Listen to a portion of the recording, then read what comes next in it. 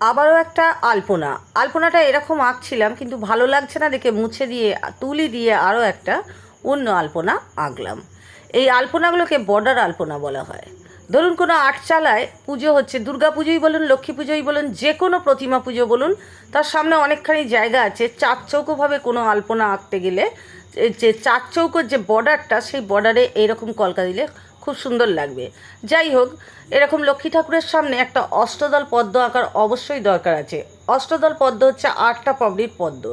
এই 8টা পাপড়ির পদ্মটা মূলত পঞ্চগুড়ি দিয়ে আঁকা হয় এবং এর ওপরে ঘরটা বসানো হয়। হ্যাঁ, যাই হোক, আমি এইভাবে আলপনা দিয়ে দেখালাম, আর একটা করে ধানের শীষ দিয়ে দিলাম লক্ষ্মী পুজোর জন্যে। হ্যাঁ, পরের ভিডিওতে আমি চেষ্টা করব আপনাদের মেন গেট থেকে লক্ষ্মীর চরণ একে একদম মা লক্ষ্মীর সামনে আনা যে কলকাগুলো এবং লক্ষ্মীর চরণ, সেটা অবশ্যই দেখানোর চেষ্টা করব। ধন্যবাদ।